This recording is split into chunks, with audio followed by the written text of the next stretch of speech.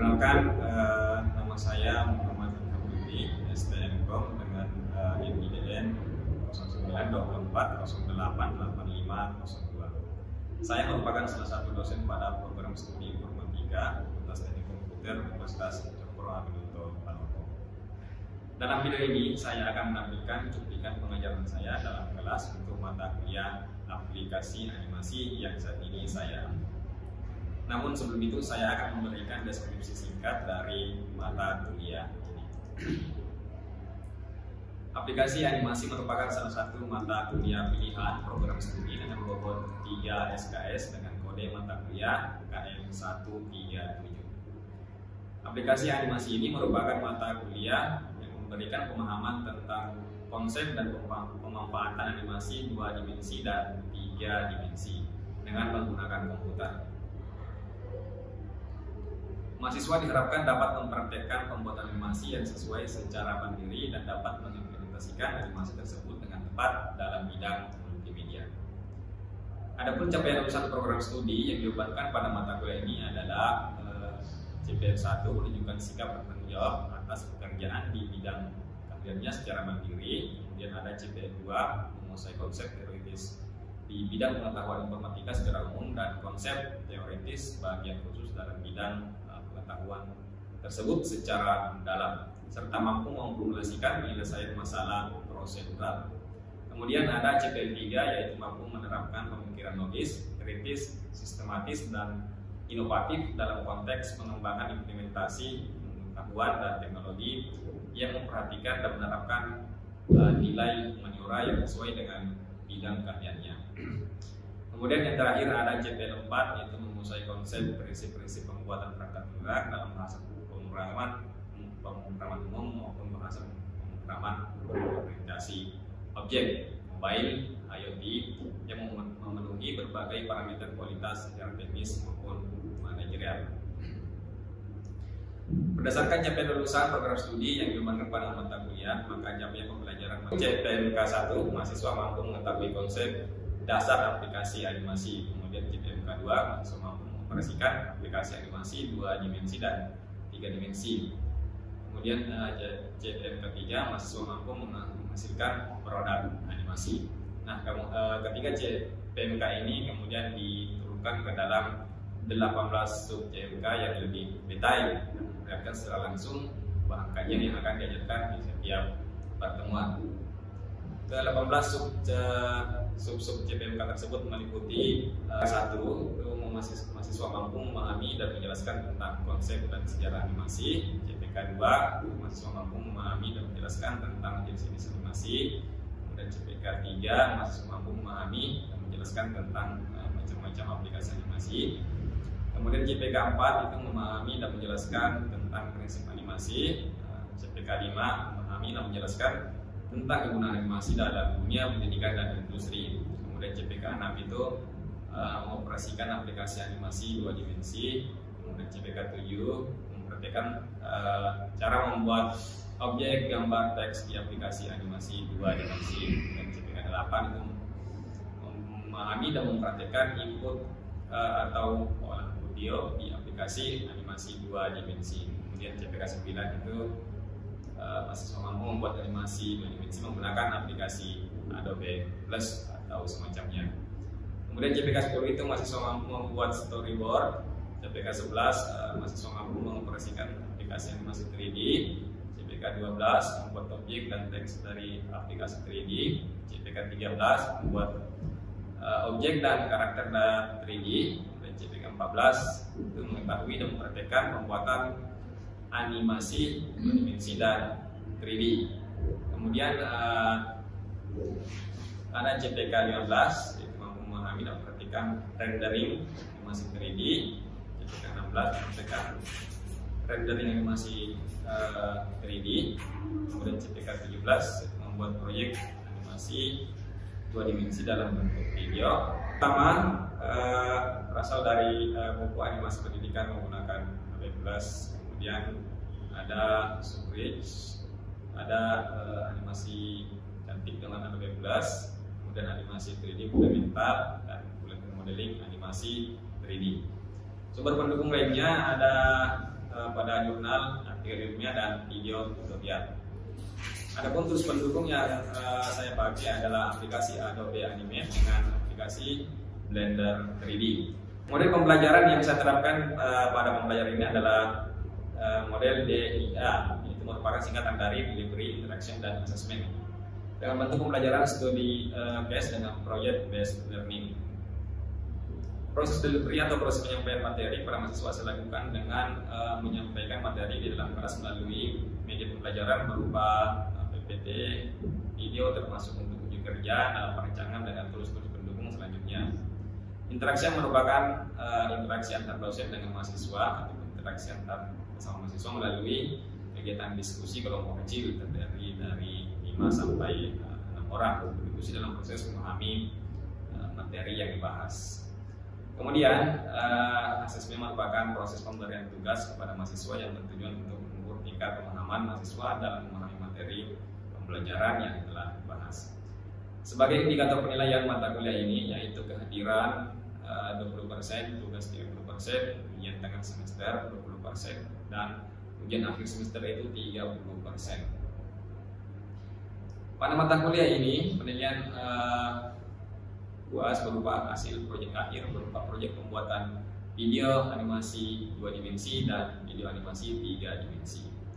Demikian deskripsi mata kuliah dan aplikasi animasi yang saya ambil. Selanjutnya saya akan menampilkan cuplikan video pembelajaran yang saya lakukan di dalam kelas untuk mata kuliah aplikasi animasi. Selamat menyaksikan.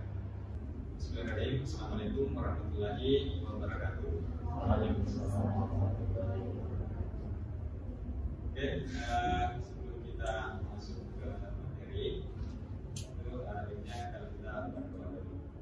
Berdoa, saya sendiri yang bikinnya. Berdoa dimulai.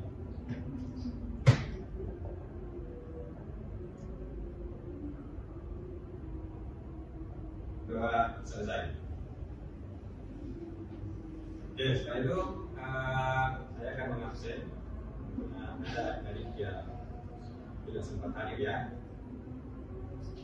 Absennya.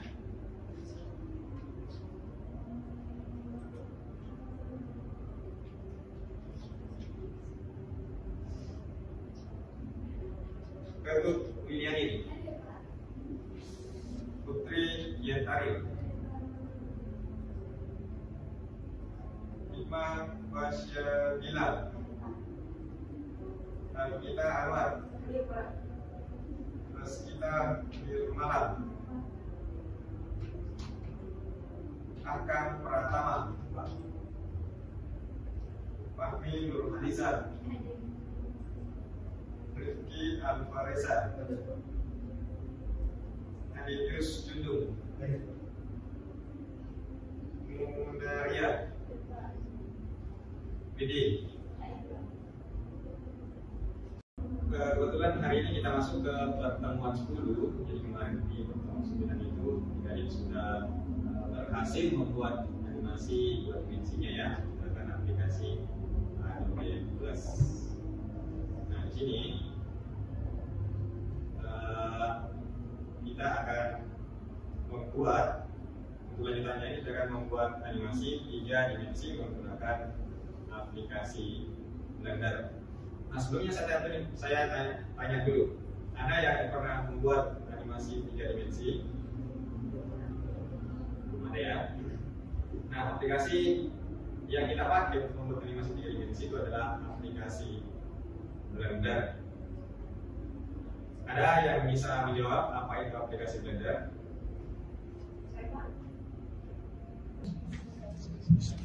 Terima kasih. Nah, baik, aplikasi Blender adalah perangkat lunak open source grafika komputer 3 dimensi. Nah, perangkat lunak ini digunakan untuk membuat film animasi, efek visual, model cetak dimensi, kemudian aplikasi 3 dimensi interaktif dan video. Kemudian dalam aplikasi Blender ini juga memiliki fitur-fitur seperti pemodelan 3 dimensi, kemudian penteksturan, penyunting gambar bitmap, kemudian penulangan, simulasi fluida, dan asap, dan ada juga simulasi partikel, animasi, kemudian penyuntik video, dan pemahat digital, dan yang terakhir yaitu perendaran. Terima kasih. Baik, terima kasih atas jawabannya. Upload dulu untuk temannya. Lanjut untuk pertanyaan selanjutnya. Untuk perbedaan animasi 2 dimensi dengan animasi 3 dimensi, ada yang tahu? Terima kasih atas kesempatannya. Perbedaan paling mencolok antara animasi 2 dimensi dan 3 dimensi terletak pada dimensi yang digunakan untuk membuatnya. Sesuai dengan namanya, animasi 2 dimensi, gambaran yang dihasilkan dilihat dalam bentuk data tanpa kedalaman yang nyata. Sedangkan animasi 3 dimensi menambahkan dimensi ketiga, yakni kedalaman. Sekian jawaban dari saya. Terima kasih. Baik, terima kasih banyak atas jawabannya. Upload dulu untuk temannya. Kemudian selanjutnya, ada yang tahu contoh animasi 2 dimensi dengan 3 dimensi? Contoh animasi 2 dimensi itu ada karya anak bangsa itu si Jokil Demopis, dan contoh animasi 3 dimensi itu ada Alut Sopojaro, itu juga karya anak bangsa. Sekian jawaban dari saya. Terima kasih. Nah, sekarang untuk perkembangan hari ini itu adik-adik harus bisa menggunakan aplikasi Blender tersebut. Jadi sebelumnya silahkan di download dulu di website blender3d.org. Untuk pengenalannya akan saya pimpin melalui layar di atas.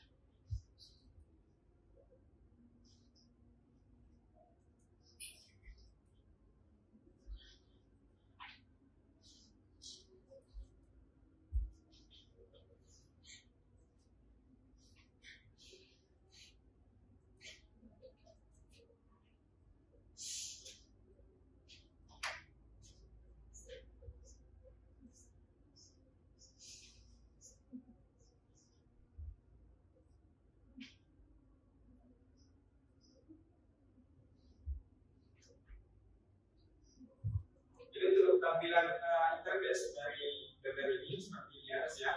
Di atas ada kotak. Untuk khususnya ada di bagian kiri, ada di bagian kanan, ada di bagian atas dan ada di bagian bawah.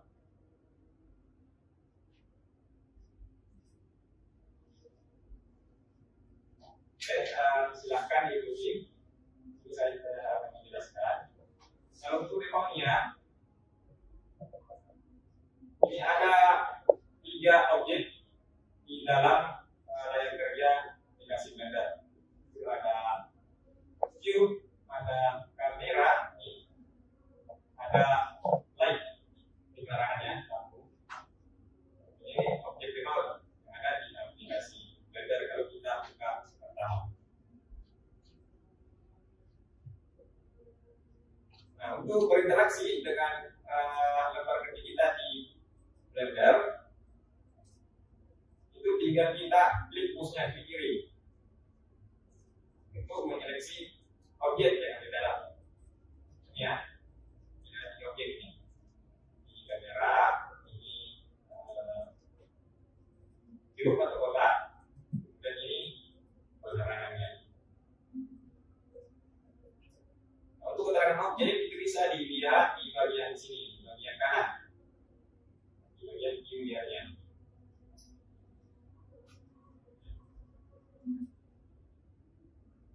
Nah, untuk tools yang ada di Blender untuk membuat objek itu ada di bagian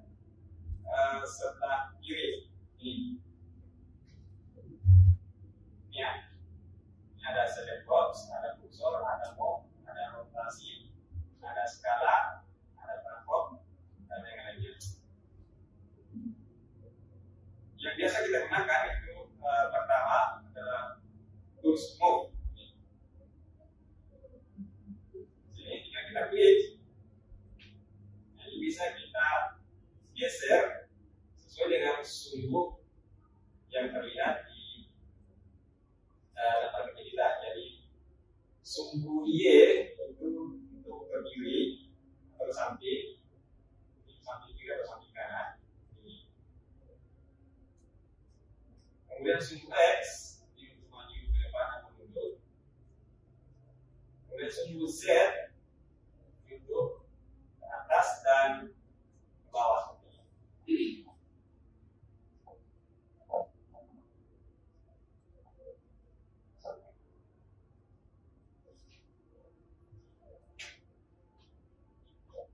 Jadi sudah bisa dimengerti untuk pergeseran objeknya. Nah, kemudian untuk memutar objek, ini kita pakai tools yang di bawahnya tools move, ini rotasi. Namanya tools rotasi.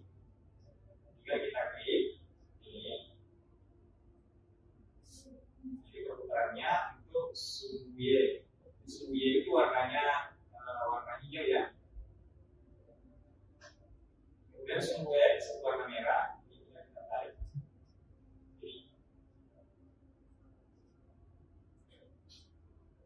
Atau sumbu Z ini warna biru. Nah, seperti itu.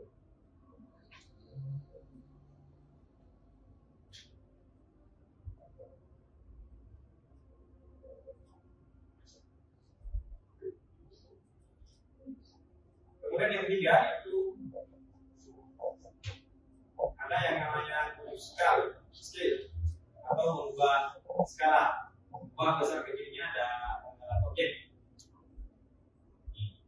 Jika kita klik untuk mengubahnya, nah ini bisa kita mengubah dari dimensi objeknya. Misalnya kalau kita mau mengubah di sumbu Z, ini kita pakai warna biru.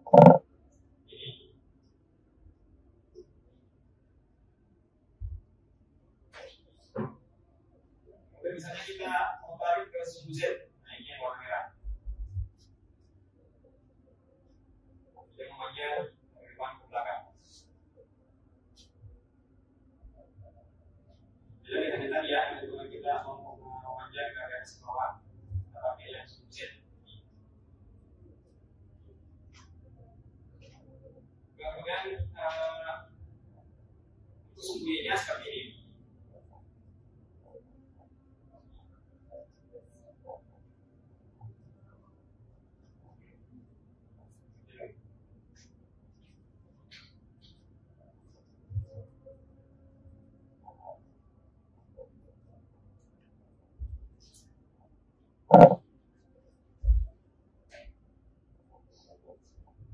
Atau adik-adik mau membuat skalanya membesar dari segala bidang, misalnya mau besar ke sumbu X, mau besar ke sumbu Y atau ke sumbu Z. Ini tinggal kita tombol dengan tombol S sini. Di sini ada gerakannya di bagian skala, di situ shortcutnya pakai tombol S. Ingat dengan tombol S ini dulu ya, dengan tombol S. Nah, ini saya posisi. Semua dimensinya akan berubah. Ini ya.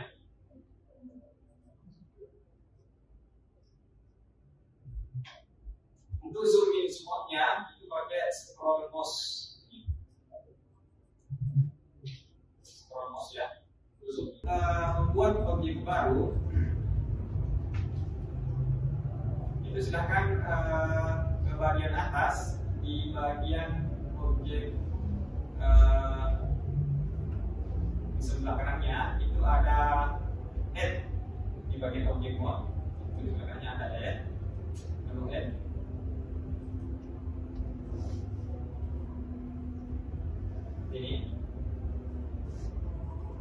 Anda memilih objek apa yang mau Anda buat. Ada plane, ada cube, circle, ada silinder, dan ada cone. Misalnya kita pilih yang silinder seperti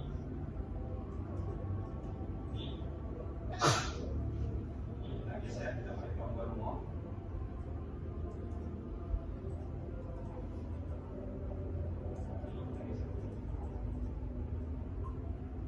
Ini silindernya. Nah, kita cobain lagi yang tombol cone seperti ini. Jadi ada macam-macam, bukan cuma objek yang ada di sini, tapi ada juga curve. Ini untuk membuat garis. Ini ada surface, ada interval. Sini ada light, ada kamera. Ini semua kita mau masukkan objek. Jadi kamera itu seperti ini contohnya. Kalau light seperti ini.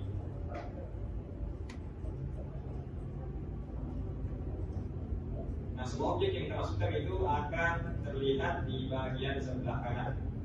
Ini ada kamera, ada cone, ada tube, ada silinder, ada light, dan ini model terakhir ada model sebesarnya ini. Modelnya adalah kepala monyet. Ya. Bagaimana membuat objek di dalam aplikasi Blender ini? Di sini kita coba membuat objek model kursi. Nah, untuk model dasar ini kita pakai model cube seperti ini. Biasanya.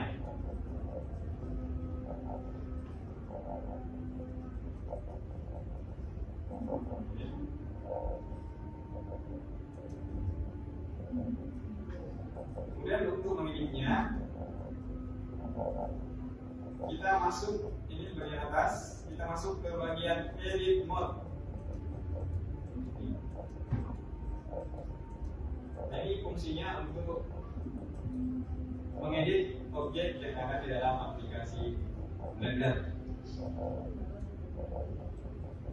Di dalam objek itu ada 3 macam yang harus diperhatikan dalam mengedit objek. Jadi yang pertama itu ada yang namanya vertex.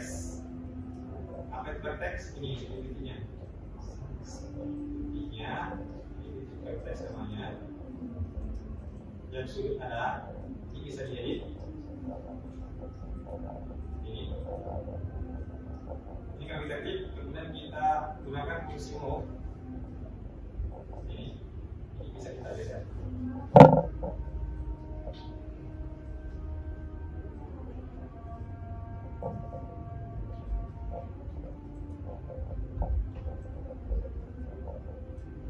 Selain vertex, ada juga yang namanya tangent. Nah, ini adalah garis. Ini yang kedua ya, garis pinggir dari bidangnya ini.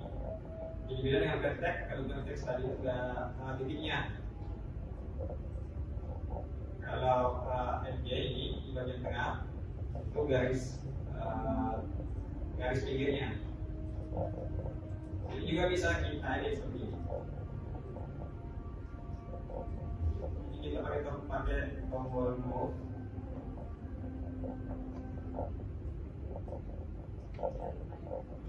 Ini bisa ya? Ini tombol move-nya ini. Jadi kita seleksi dulu garisnya, dan kita pakai move. Ini ke atas.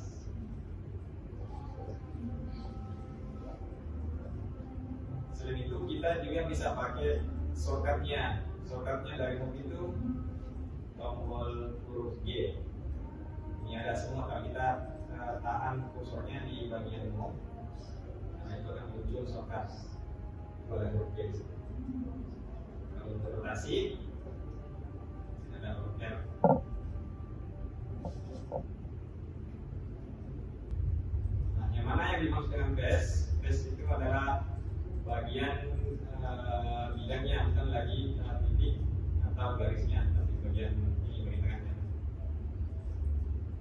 ini.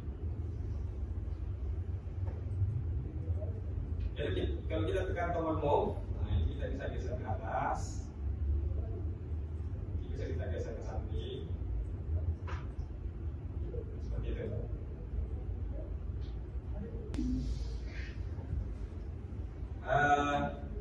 Jadi adik-adik, saya harap sudah bisa menguasai tools yang ada di aplikasi Blender ini. Nah, untuk mengevaluasi dari hasil pembelajaran untuk minggu depan, itu adik-adik harus membuat objek dengan model kursi. Nah, untuk kesimpulan pada hari ini, yaitu adik-adik harus sudah bisa menguasai tools-tools yang ada di aplikasi Blender ini, baik itu dari desktopnya, baik itu dari penggunaan motifnya, maupun untuk pembuatan model objeknya. Oke, baik. Saya kira pertemuan hari ini cukup sampai di sini. Saya tutup dengan ucapan wabillahi taufiq wal hidayah. Assalamualaikum warahmatullahi wabarakatuh. Cuplikan video pengajaran saya di dalam kelas untuk mata kuliah yang saya ampu, yaitu mata kuliah aplikasi animasi. Pada kesempatan ini saya ucapkan terima kasih yang sebesar-besarnya kepada tim penilai sertifikasi dosen tahun 2024. Tak lupa pula saya juga mengucapkan terima kasih untuk pimpinan Universitas Cokro Aminoto Palopo dan pimpinan Fakultas Teknik Komputer serta teman-teman sejawat dan mahasiswa di Universitas Cokro Aminoto Palopo ini. Maju terus pendidikan Indonesia, maju terus bersama Universitas Cokro Aminoto Palopo. Wabillahi taufiq wal hidayah. Assalamualaikum warahmatullahi wabarakatuh.